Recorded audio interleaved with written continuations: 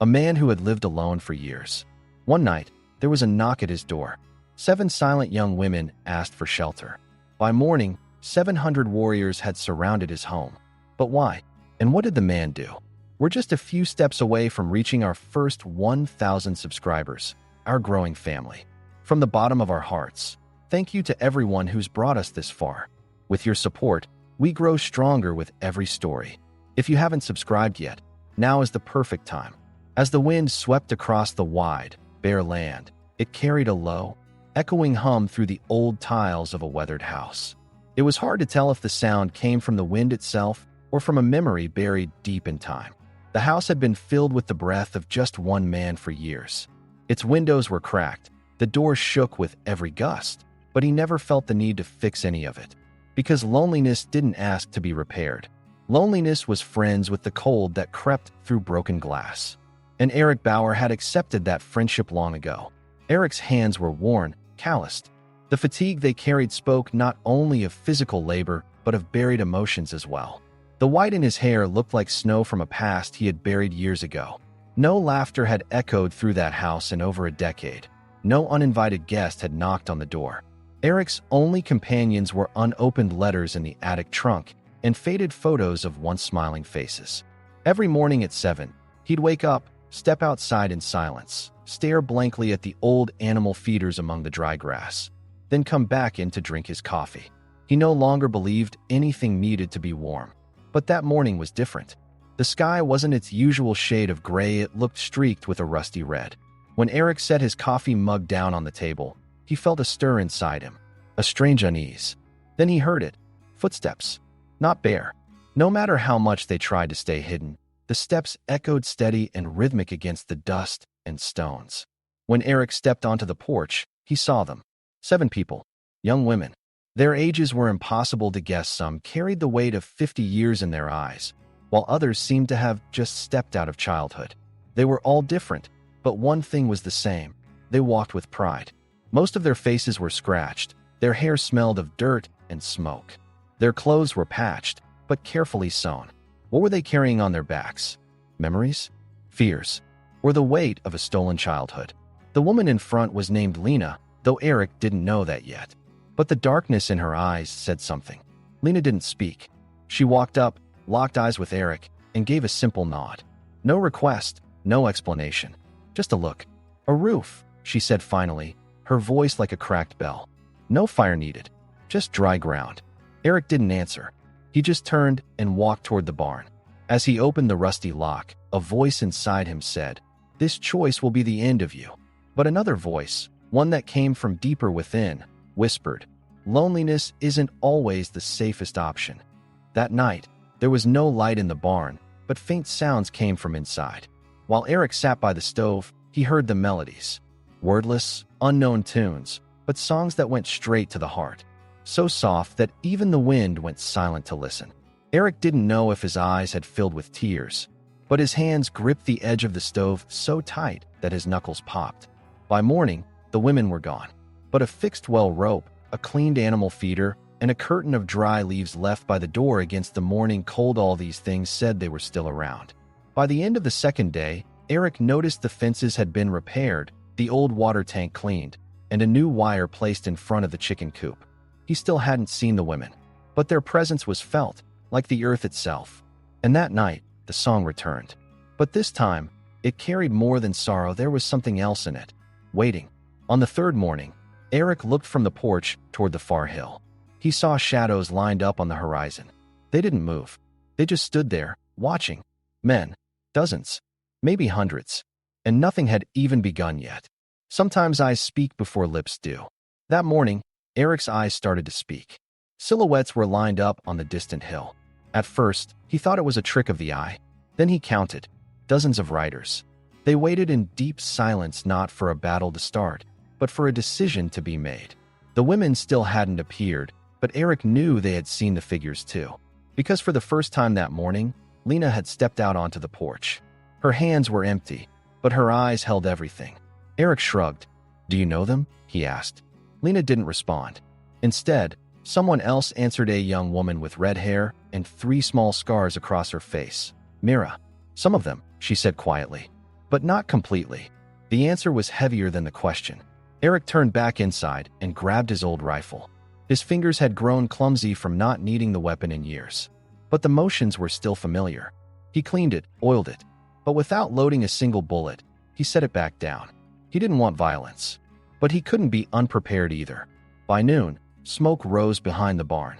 Lena and the others were boiling soup in one of the old tins. Herbs, roots, scraps of meat. For the first time in a long while, Eric smelled food cooking. And for the first time, he felt like he might actually sit down to a meal. Then came footsteps approaching the house, sharp and quick. When Eric stepped outside, he was met by a stranger who had left his horse behind in the desert. His clothes were messy, his face sweaty, but he wasn't carrying a weapon. He was young, maybe in his 20s, and his eyes searched for an answer somewhere between guilt and conviction. "I'm Lucas," he said. "I followed them." Eric frowned. "Why?" Lucas swallowed. "Because I don't know them. But I can't forget what we did." He hadn't said anything else yet, but when Lena stepped forward and looked him in the face, the silence thickened. Whatever passed between their eyes didn't reach Eric, but for a brief moment, Lena's shoulders dropped. There was a tremble in that drop, a reckoning, but not hatred. That night, Eric hung 3 blankets on the porch. In return, a leather pouch was left by the door. Inside were 7 bone beads, each a different color. Eric didn't know what they meant, but he felt they meant something. Something as old as Lena's silence, as sharp as Myra's gaze. And that night, it wasn't silent anymore. The riders on the hill began to move. Slowly, without a call, without a horn, just shifting shadows drawing closer. Eric stepped out onto the porch, but didn't take his rifle. He narrowed his eyes. The wind had changed direction. It no longer carried the scent of smoke, only soil and tension. They lined up in front of the door. Over 100 of them, all silent, all speaking with their eyes. Lena, Mira, Lucas, and the other 4 young women didn't stand behind Eric. They didn't stand beside him. They stepped in front of him, forming a line at the entrance of the house. Eric stood 1 step behind, but in spirit, he was right there with them. One man rode forward from the group. Gray hair, a deep scar across his face, feathers and stones hanging around his neck. "Casper, we want them back," he said. There was no threat in his voice, but there was authority. Lena didn't speak. Eric did. "No one here is a prisoner."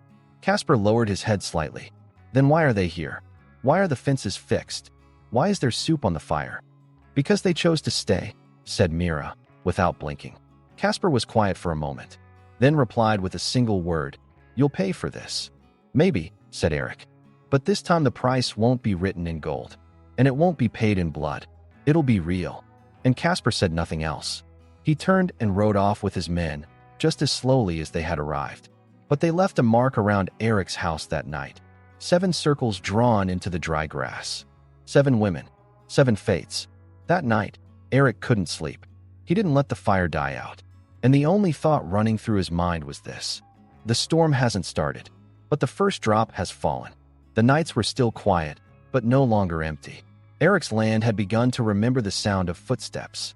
The bone beads left by the barn sparkled after the morning dew.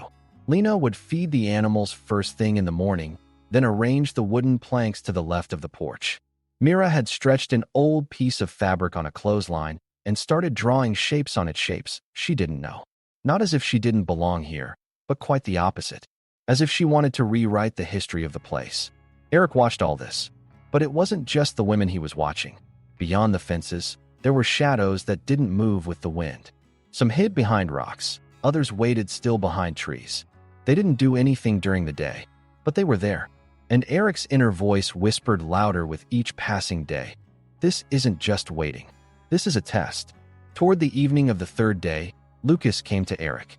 He held an old compass, its glass cracked, its needle trembling weakly. "Do you know how many there are?" he asked. Eric didn't answer, but his eyes said, "Enough." Lucas continued, "They haven't all come. They take turns watching us at night. For different groups.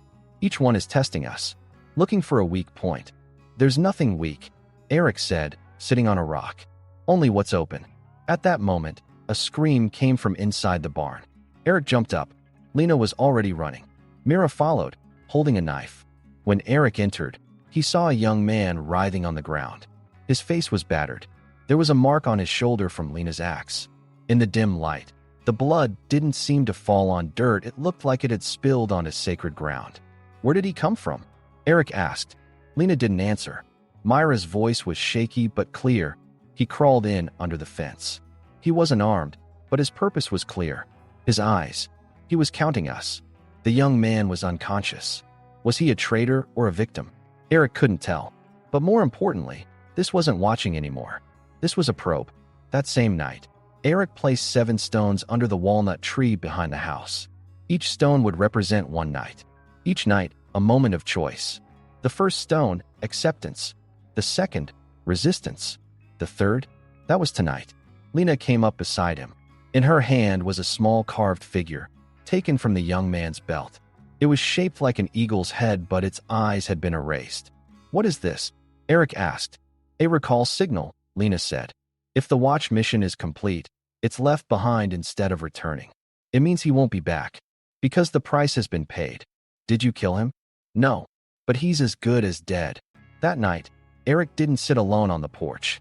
All the women were outside. Mira, Lena, and the other 5. They formed a circle around the fire. They weren't singing this time. Silence was their language. But each held a symbol in their hands. A rope, a stone, a piece of tree bark, a rusty hairpin, a bone bead, a stick of incense, a knot. Lena stood up, turned to Eric. Tomorrow morning, she said, the circle will be complete. What does that mean?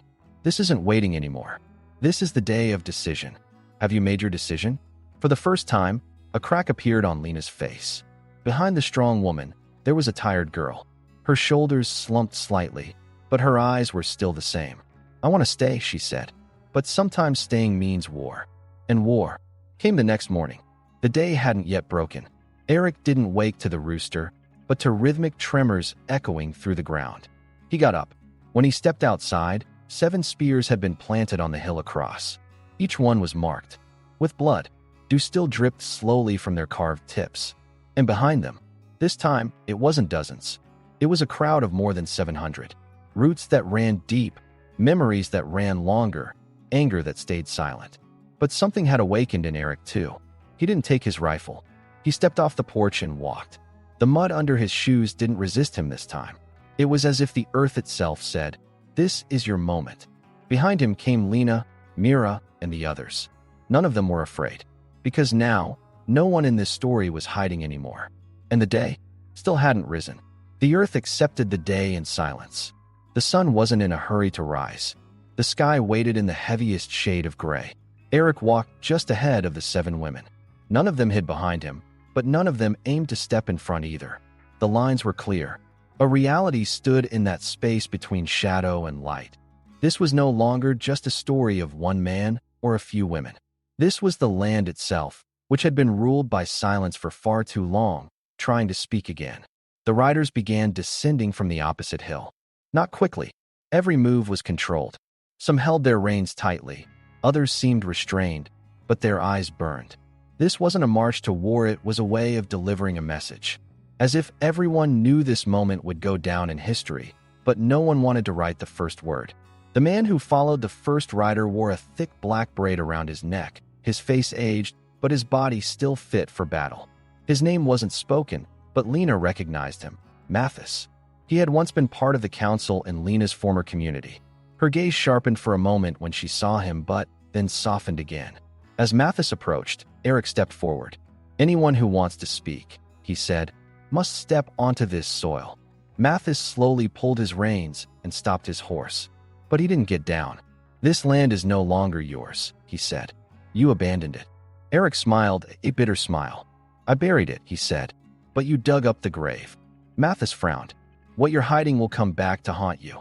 These women dash. These women live here, Eric interrupted. On my land, under my roof. And in my heart.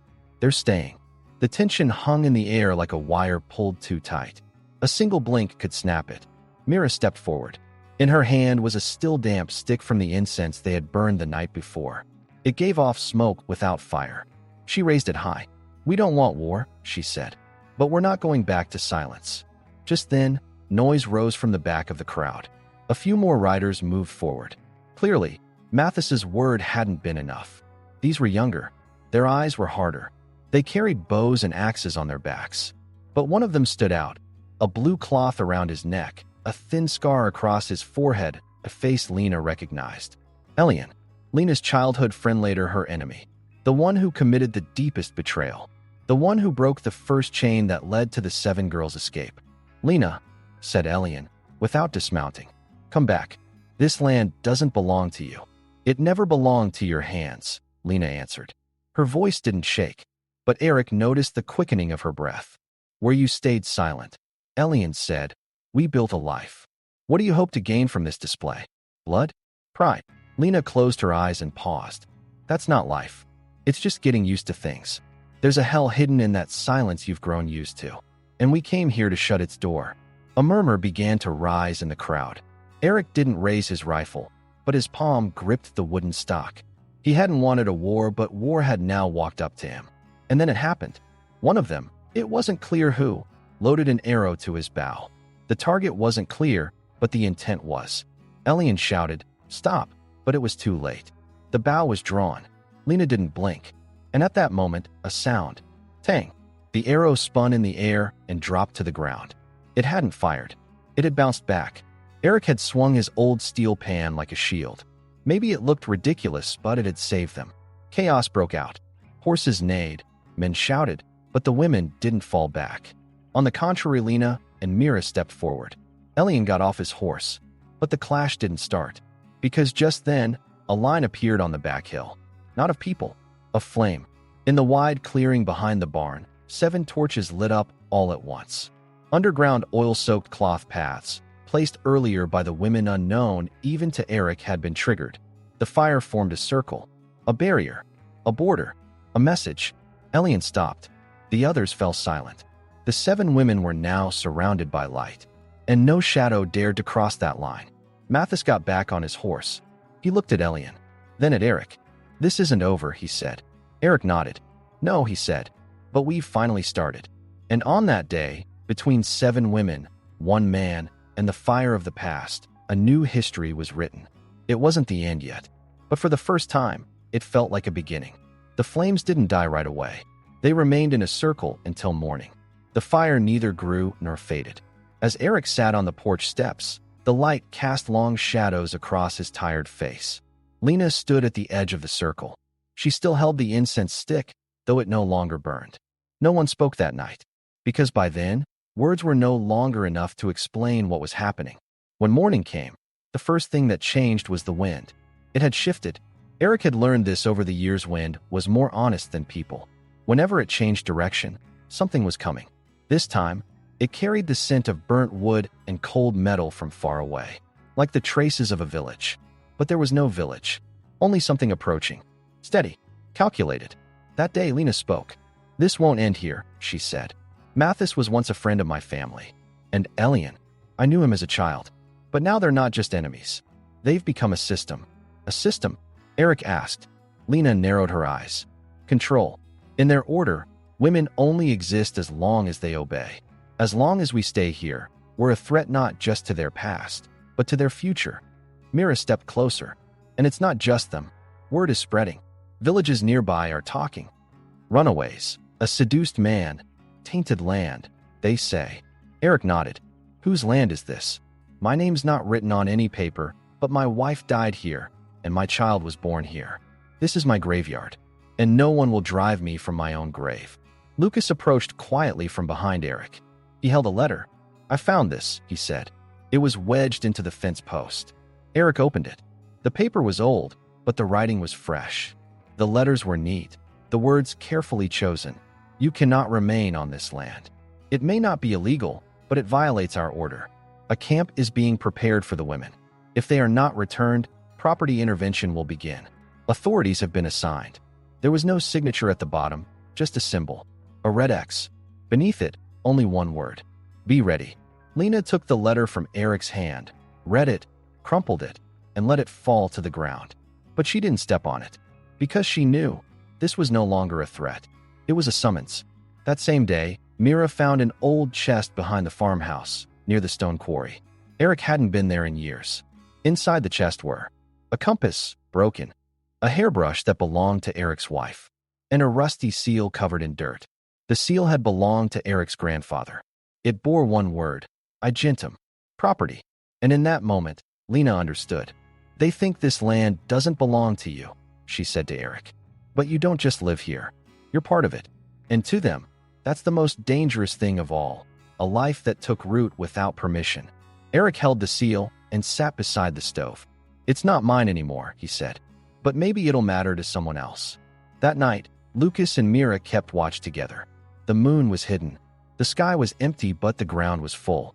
Before Eric stepped out onto the porch, he noticed a sign near the corner of the house. 3 stones, a pine branch, and an owl feather, carefully arranged in the dirt. One of the women must have placed it. But who was it meant for? Eric turned back inside and took his rifle. If we stay silent tonight, he said, we might not be here by morning. And indeed, that night, the silence broke. Around 3 a.m., shadows moved beyond the fence. Crawling steps, quiet but clumsy. The newcomers weren't professionals.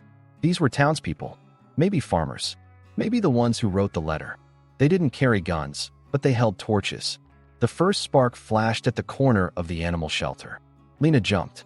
Mira followed. Lucas vaulted over the fence and began struggling with someone in the dark. Eric raised his rifle from the porch but didn't fire. There was no clear target. This wasn't a battle. It was intimidation. A warning, we can burn if we want to, but those who light fire can't always control it.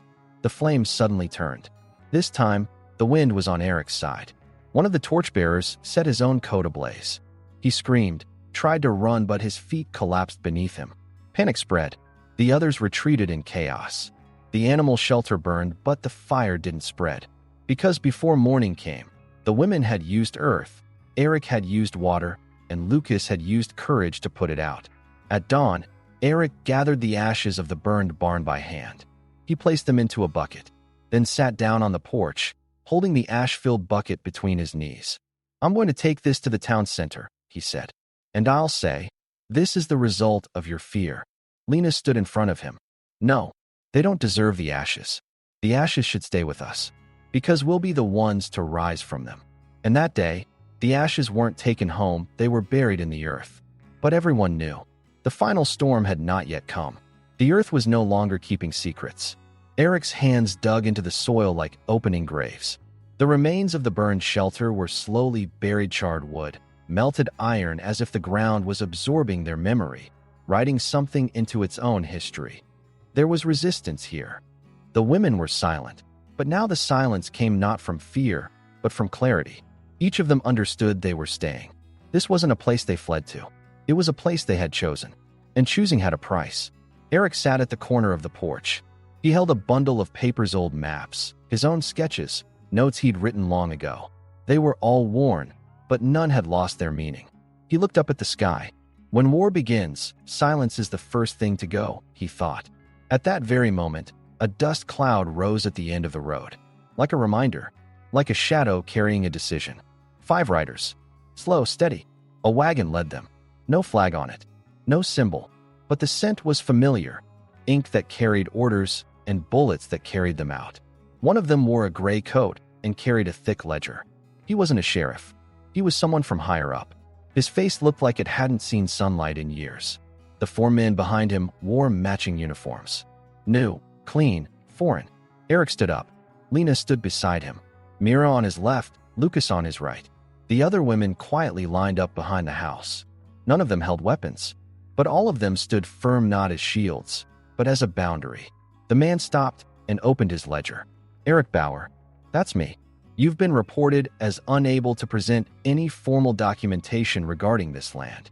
Therefore, along with the individuals residing with you, you are being ordered to vacate on the grounds of disturbing public order, forming an illegal settlement, and harboring fugitives.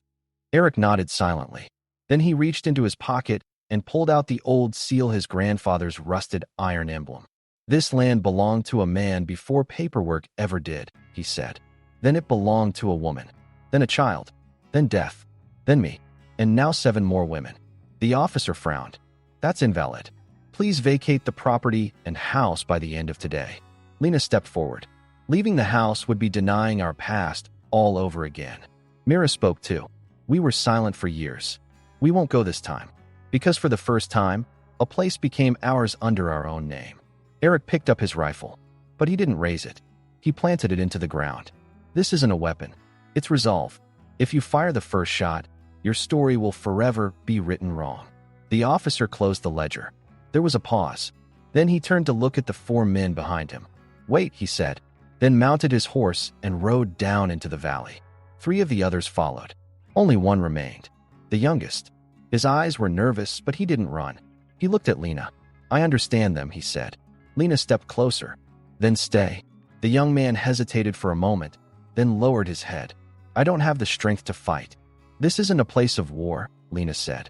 "It's a place to face silence." The young man walked away without mounting his horse, and he never looked back. That night, there was no fire, no weapons, but a table was set in the middle of the house. Eric brought out old tin cups. Lena smiled for the first time. Mira turned scraps of old cloth into a tablecloth. And then, the song returned. This time it wasn't a lament. This time it wasn't fear either. This time, it was like a vow. We're here. We'll stay. And this land is finally speaking with us. When morning came, Eric stepped outside. The wind carried a note, nailed to the wood. An unsigned letter. "Yours won't come, but we're watching. One wrong move, and silence will return forever. Know this." Eric didn't even read the whole thing.